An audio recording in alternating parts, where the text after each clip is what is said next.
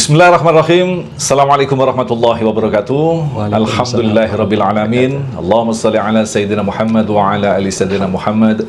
Bersyukur kita dipertemukan kembali dalam channel Ulama Bicara, dan satu lagi kita patut syukuri kita masih diberikan kesempatan untuk bertemu dengan bulan yang kita nantikan, yaitu bulan suci Ramadan. Alhamdulillah, di bulan suci Ramadan ini tentu saja selain kita mendapatkan asupan berupa makanan yang bergizi, kita juga harus mendapatkan asupan makanan rohani yang bergizi. Insya Allah selama bulan suci Ramadan ini, guru yang kita cintai akan berbagi ilmu bersama kita untuk bersama-sama menikmati santapan rohani yang insya Allah nanti selepas bulan suci Ramadan kita menjadi sosok yang bisa disebut sebagai veteran Ramadan dengan kualitas ijazah nilainya sempurna. Alhamdulillah telah hadir bersama kita Ustadz Furqon. Assalamualaikum Kiai. Waalaikumsalam. Kifal hal Kiai? Alhamdulillah. Mudah-mudahan keberkahan selalu bersama Kiai. Amin. Ya. Nah, sebelumnya juga pemirsa layak untuk mengetahui, kita akan kenalkan terlebih dahulu. Beliau adalah bernama lengkapnya Muhammad Furqon Al-Faruqi, ya. Dan beliau ini merupakan salah satu lulusan dari ITB, ya, jurusan fisika, ya. Fisika teknik. Fisika teknik. Ya, sekarang sebut teknik fisika. Teknik fisika. Dan yang menarik sekali ini kalau melihat catatannya luar biasa sekali. Alumni teknik fisika ITB dan pernah menjadi profesional dan CEO, yang pernah juga diminta menjadi imam Masjid Indonesia di Sugar Land, Houston, Texas, USA, yaitu masjid di sana, Masjid Istiqlal, ya. Namanya Istiqlal juga.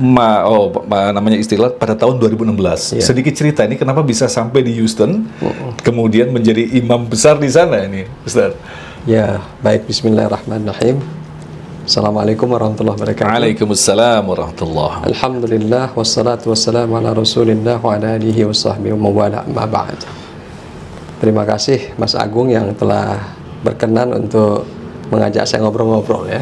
Kita butuh asupan ilmu nih. Oh, tidak, lebih senangnya lah saya dengan istilah berbagi, saling berbagi. Masya Allah. Gitu ya, karena ilmu bisa didapat dari mana saja, termasuk ketika kita mengajar, kita juga bisa mendapatkan asupan ilmu. Masya Allah, ya. Yang pertama tentu saja setelah kita senantiasa saling mengingatkan, bersyukur kepada Allah, juga kemudian memohon pada Allah agar Allah mencurahkan selawat dan salam kepada Rasulullah SAW, kepada keluarga kerabat beliau. Dan kita juga selalu berdoa agar kita senantiasa diberi Allah berbagai nikmat yang memungkinkan kita bisa menjalankan aktivitas kita, ibadah kita sehari-hari. Baik, kalau ditanya kenapa lulusan ITB tapi kemudian jadi imam besar gitu ya di sana. Sebenarnya saya belajar Al-Quran secara talaki, ya, sampai tuntas, dan itu bersanad sampai ke Rasulullah SAW. Jadi bacaan Al-Quran saya itulah yang termasuk mengantarkan saya, alhamdulillah, menjadi katakanlah terlibat di dunia dakwah. Tentu yang saya dapatkan dari pengalaman saya di ITB, yaitu sebagai profesional atau sebagai CEO dahulu, itu sangat berharga sehingga memperkaya, ya, termasuk wawasan, kemudian juga cara untuk menyampaikan pesan kepada siapa juga pesan disampaikan. Itu sangat membantu. Itu karunia Allah. Tapi Al-Quran sendiri memang harus didapatkan dari sumbernya. Betul. Gitu ya. Jadi ya saya tidak bisa bayangkan kalau dahulu saya tidak dapat kesempatan untuk belajar Al-Quran seperti itu. Kalau kita lihat dari nama Ustadz Furqon ini, Muhammad Furqon Al-Faruqi bin Mukhtar Basri. Nah, ini kalau saya lihat catatannya, beliau ini adalah sosok pahlawan yang ada di medan sana, ya. Ya, alhamdulillah, saya juga bersyukur kepada Allah, beliau meninggalkan, ya, sebut aja nama lah, ya. Nama yang baik gitu, yang dikenang oleh masyarakat di sana, sehingga diabadikan menjadi nama jalan. Betul, nama jalan. Gitu ya.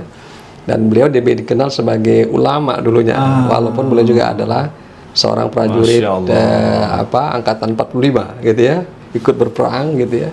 Dan alhamdulillah diberi Allah kesempatan untuk juga berkiprah di dunia dakwah, mengajarkan Islam gitu ya. Luar biasa. Nah, seperti itu. Ya, saya mungkin kebagian doa beliau sehingga dimudahkan Allah saya untuk bisa mengikuti sebagian jejak beliau. Saya merasa jejak beliau itu sungguh luar biasa. Saya masih jauh sekali dari level yang bisa beliau capai. Berarti generasi modern ini, ya, pejuang dilanjutkan lagi dengan seorang insinyur. Ya, kemudian pada saat kuliah mungkin waktu itu sempat di Masjid Salman berdiskusi. Ini kan memang terkenal sekali, kan, Masjid Salman Bandung itu, Ustadz, ya, kajian-kajiannya itu. Nah, yang menarik sekali, beliau sekarang adalah ketua dari Masjid Jami terbaik ke-1 se-DKI Jakarta tahun 2009, yaitu masjid pertama di dunia yang meraih sertifikat ISO. Nah, ini manajemen mutu. Nah, ini bisa dijelaskan Masjid Al-Ikhlas ini mengapa bisa mencapai pada level seperti itu? Jadi ini tempat kita berdiskusi ini atau ngobrol-ngobrol ini adalah perpustakaan sederhana Masjid Al-Ikhlas Jati Padang. Ini masjid yang memang tidak direncanakan ya oleh para pendirinya dulu untuk menjadi masjid yang sedemikian rupa. Tapi yang saya ingat adalah kami berusaha sebagai pihak yang mengelola gitu ya di awal-awal tahun 2000-an membangun satu mindset agar mengurus masjid itu kalau bisa lebih baik dari ngurus perusahaan gitu ya. Why not? Kenapa tidak? Betul, gitu ya. betul. Karena ini kan ngurus rumah Allah yang hadiahnya atau pahalanya atau gajinya gitu ya, imbalannya lebih besar gitu ya. Harus well organized begitu well organized. Nah, dan dari hal-hal kecil itulah kemudian kita tidak pernah menyangka bahwa akhirnya Allah memberikan satu penghargaan lewat jalan yang juga tidak pernah kami perkirakan karena itu terjadi begitu saja secara alamiah, menjadi masjid terbaik kemudian SDKI tahun 2009 dan itu konon penilaian tertinggi itu adalah pada kerapian dokumentasi. Gitu. Jadi kerapian dokumentasi tertib gitu ya, surat-surat tertib gitu ya, laporan tertib gitu ya. Kemudian pencatatan keuangan gitu ya. Kalau dari segi fisik sangat terbatas sekali gitu ya. Masjid ini memang masjid yang diberi Allah sudah keterbatasan fisik gitu ya. Mungkin kita lebih banyak menekankan hal yang non fisiknya. Masya Allah. Sampai kemudian akhirnya menjadi masjid yang meraih sertifikat ISO 9001 gitu ya 2008. Nah, ini sebenarnya adalah kelanjutan saja karena ini manajemen mutu ini terkait dengan bagaimana kita menjaga yang namanya itu trust, kepercayaan dari publik ya.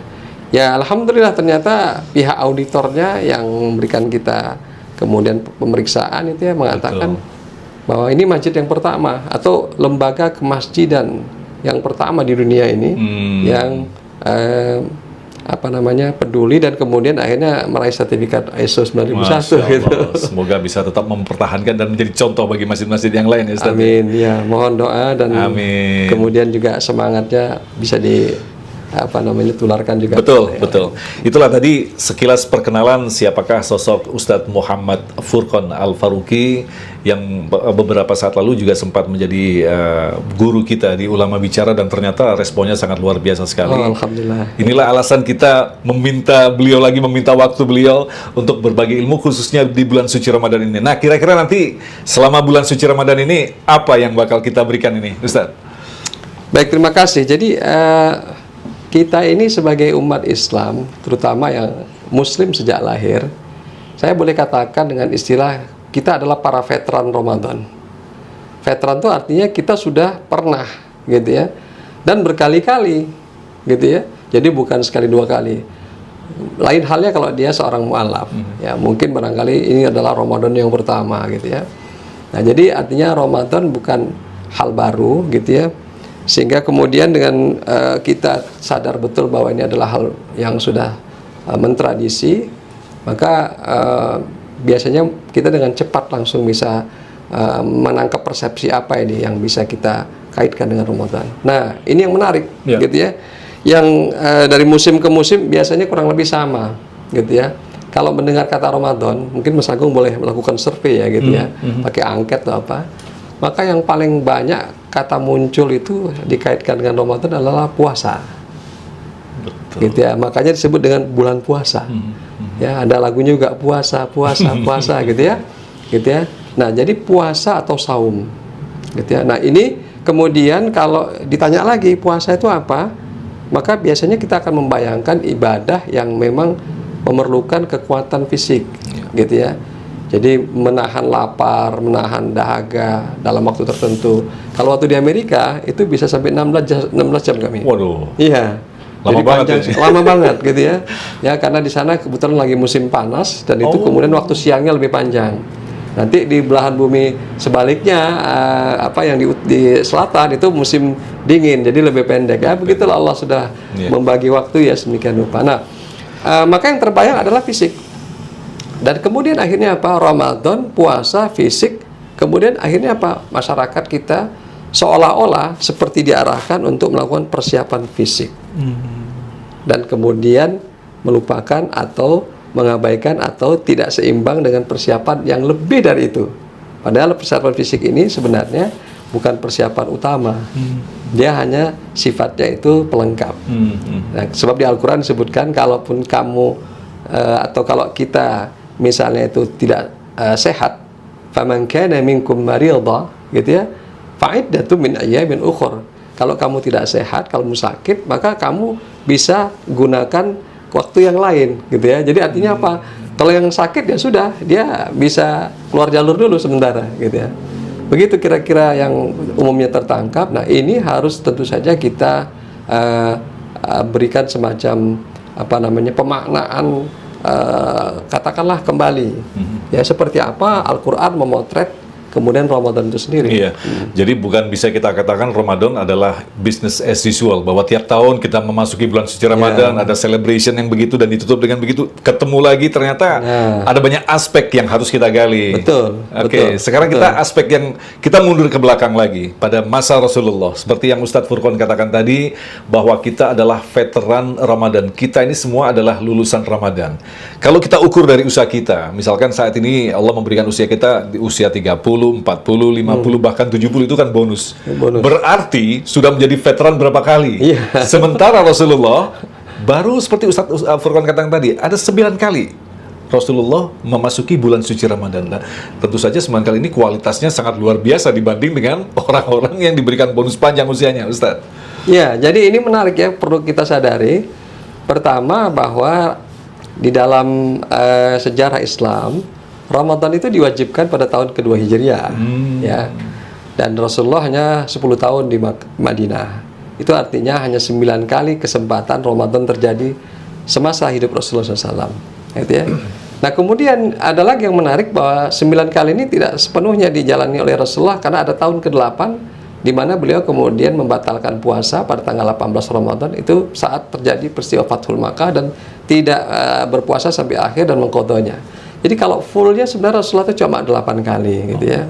Tapi perhatikan outputnya, ya, Ramadan Rasulullah, Ramadan kita, gitu ya. Ramadan Rasulullah outputnya itu peradaban langsung.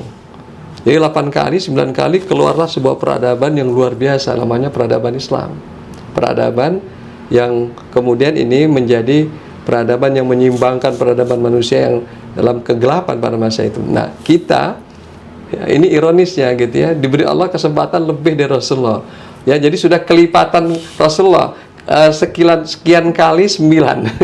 Saya sendiri kalau saya hitung-hitung, gitu ya, naudzubillah, ini memang artinya teguran juga buat diri kita sendiri, ya.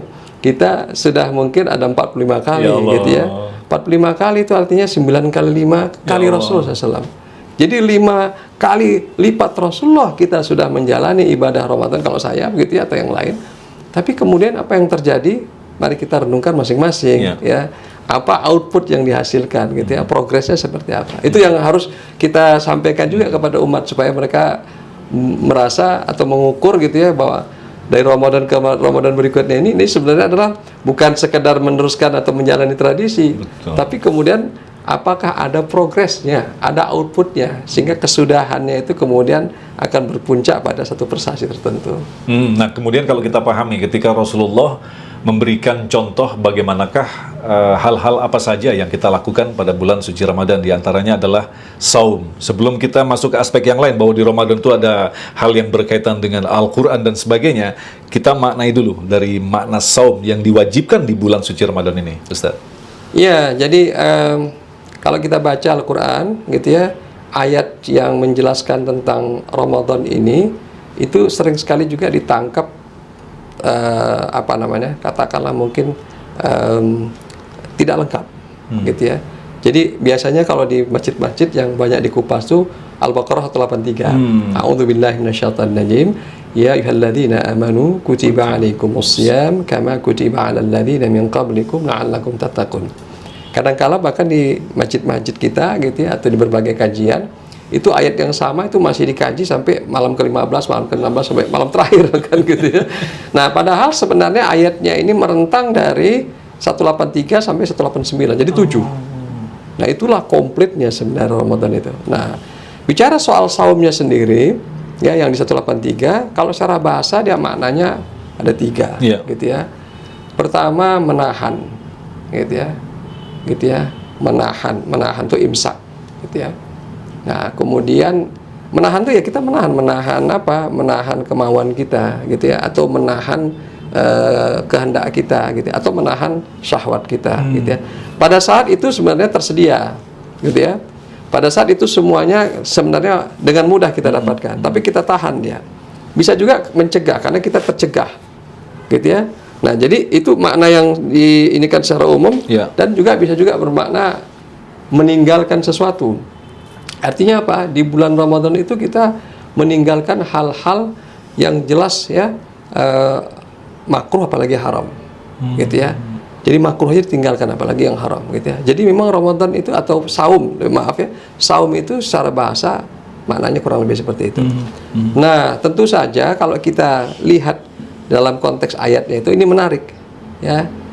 Allah menggunakan kata kataba dalam redaksi mewajibkan. Ini jarang-jarang juga di dalam Al-Qur'an, gitu ya, penggunaan kata kataba. Seingat saya ada beberapa kewajiban saja digunakan kata kataba, gitu ya. Satu diantaranya adalah berperang. Kutiba alaikumul qitalu wa huwa kurhul lakum, gitu ya.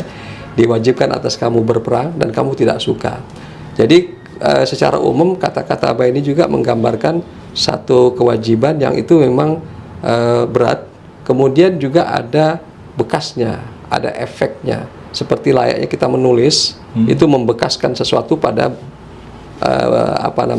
wadah yang menjadi tempat kita menulis, gitu ya. Nah, tapi ada lagi yang menarik, misalnya bahwa Al-Quran menyebutkan saum ini itu diwajibkan kepada umat-umat terdahulu. Kama kutiba 'alal ladzina min qablikum. Nah, para ulama menjelaskan min qablikum ini bisa umat sebelum umat Rasulullah. Tapi bisa juga umat di sini adalah makhluk-makhluk sebelum manusia diciptakan. Nah, karena di dalam Al-Quran burung-burung yang berterbangan bergerombol itu disebut dengan umat. Jadi kata umat berlaku pada mereka. Jadi kalau itu kemudian digunakan, gitu ya, walaupun di dalam redaksi tadi nggak ada kata umat ya, kama kutiba 'alal ladzina min qablikum, kan sebelum kamu. Nah, dan terbukti memang kita perhatikan binatang-binatang tertentu itu melakukan yang namanya ritual puasa, gitu ya, sebagai bagian dari siklus hidupnya. Dan itu bisa dimaklumi juga. Jadi tafsir sampai ke arah sananya juga ada. Artinya apa? Puasa ini atau saum ini adalah sesuatu yang sifatnya natural, alamiah. Gitu ya. Jadi kalau ada orang yang tidak berpuasa itu sebenarnya menentang sebenarnya panggilan alamiah tubuhnya. Ini menarik nih ya. Benar. Kalau ada yang nggak mau berpuasa, gitu ya, mengingkari puasa, itu berarti dia menentang panggilan alamiah tubuhnya dan alam semesta ini. Gitu. Jadi itu memang mekanisme yang memang diturunkan di seluruh makhluk itu seperti itu ya. Sepertinya begitu. Iya. Jadi ketika dia tidak berpuasa maka akan muncul penyakit yang lain atau apa yang bisa mempengaruhi kondisi tubuhnya begitu. Sebab seperti yang Ustadz Furqan jelaskan tadi, di sini ada prinsip dari saum itu menahan, mencegah, meninggalkan. Nah, ini artinya kan sebagai manusia kita memang tidak dibebaskan sebebas-bebasnya untuk bisa mengeksplor syahwat kita.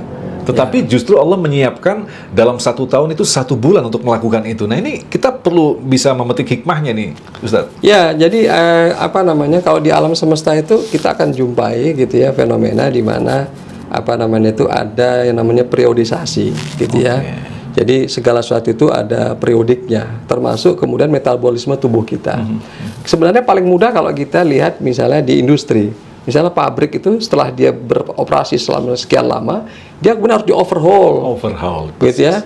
Kalau mobil, motor itu diservis namanya, itu ya. Jadi di tune up engine-nya atau di-overhaul kalau dia sampai turun mesin. Nah, itu sebenarnya adalah pelajaran yang sangat mudah buat kita. Jadi kalau yang barang-barang yang kita buat saja dia harus di-overhaul, mestinya yang membuatnya juga harus mengerti bahwa kapan dia harus di-overhaul. Nah, Allah menyediakan ini karena Allah yang maha tahu ciptaannya ini seperti apa. Dan kemudian berapa lama dia harus di-overhaul. Ini juga menarik, gitu ya, cuma sebulan. Dan itu pun hanya harinya saja, siangnya saja. Malamnya kan tidak berpuasa kita. Nah, seperti itu. Jadi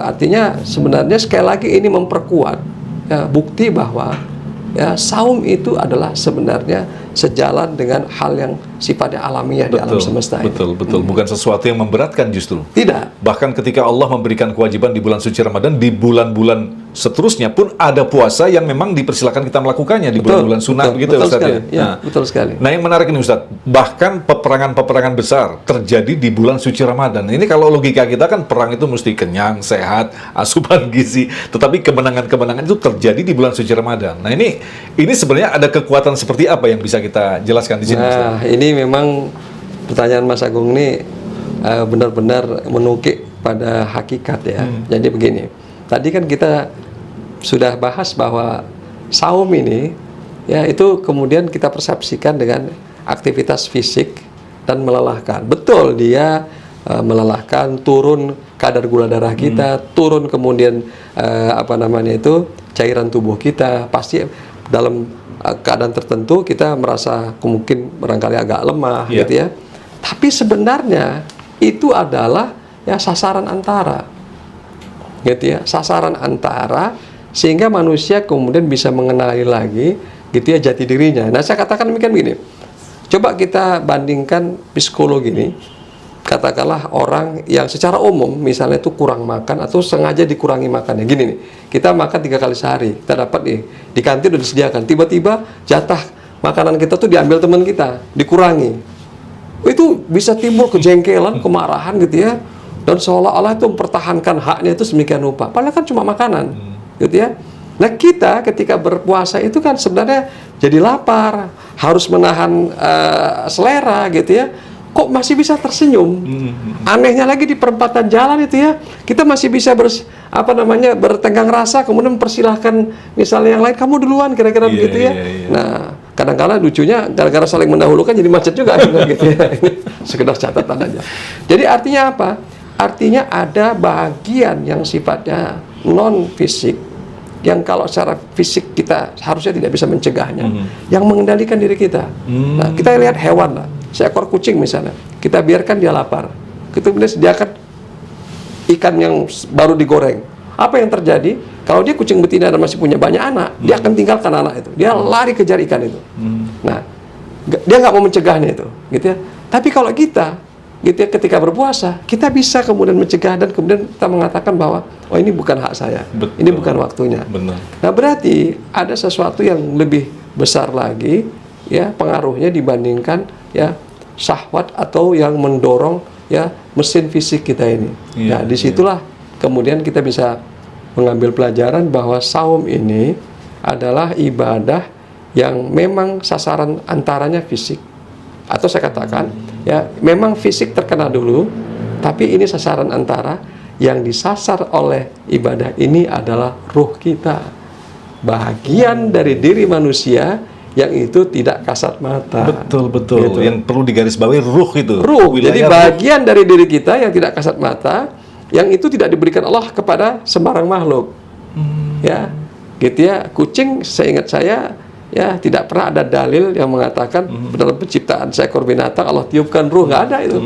Tapi dia diberikan yang namanya itu al-hayah, nyawa, gitu ya, sehingga dia hidup. Tapi bukan ruh, gitu ya, karena ini adalah sesuatu yang sangat spesifik, ya, diberikan kepada makhluk yang namanya manusia.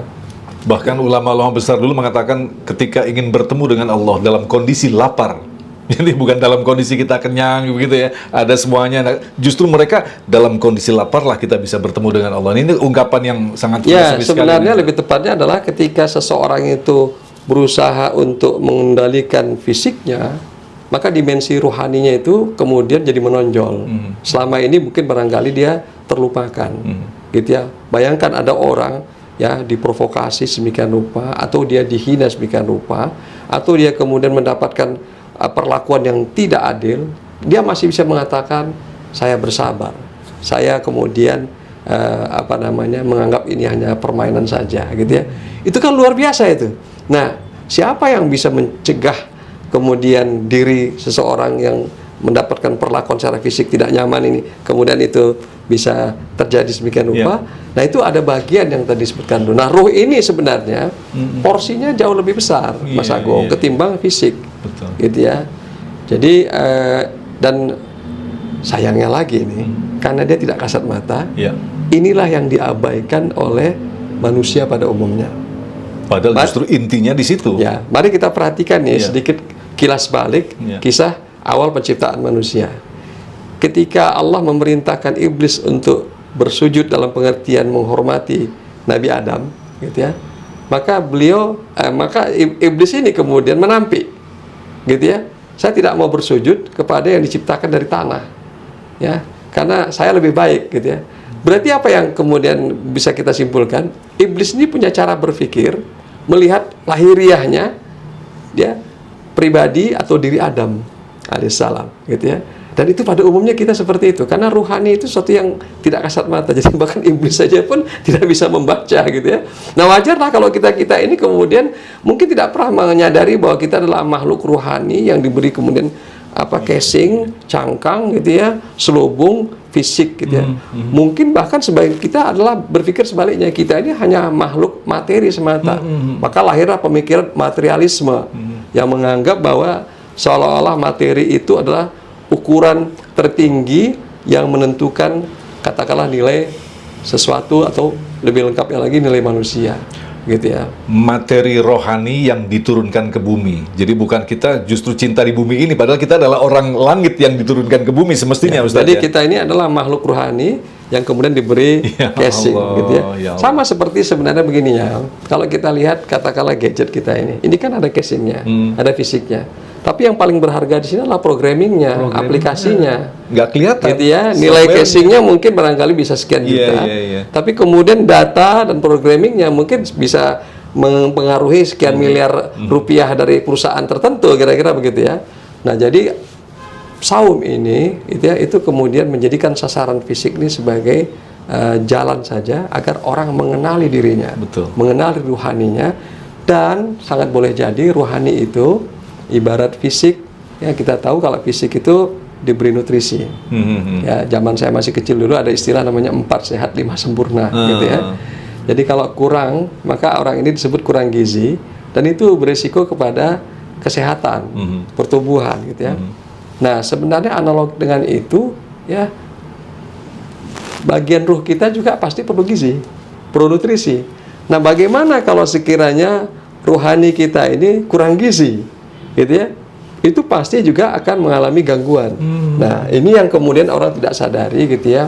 Jadi kalau ada orang punya akhlak yang buruk, gitu ya, itu boleh jadi sebenarnya problemnya adalah ruhani yang lapar. Rohani yang lapar, yang selama ini barangkali ya itu tidak diperhatikan nutrisinya, gitu ya. Apakah karena dia tahu atau juga karena dia tidak tahu? Mungkin bisa menjadi kritik bagi kita semua nih, Ustadz Furqon. Ketika memasuki bulan suci Ramadan, seminggu sebelumnya sudah ramai nih diskon makanan untuk Ramadan, kurma atau apapun, ya kan, sirup dan sebagainya. Jadi selama ini kita mengejar kenyang. Bahkan ini seringkali Ustadz Furqon, di masjid-masjid dibagikan buka puasa bersama. Kalau kita lihat begitu banyak makanan yang dimakan itu cuman ya sebagian tidak seberapa. Ini artinya kan terjadi mubadir nasional begitu ya, mubadir berjamaah nih Ustadz Furqon. Mungkin bisa mencermati hal ini. Ya, jadi sebenarnya ini menarik ya. Di satu sisi Nabi, gitu ya, Sallallahu Alaihi Wasallam, ya, menganjurkan kita untuk menyediakan buka puasa, dan itu bahkan pahalanya sama dengan orang yang berbuka, gitu ya.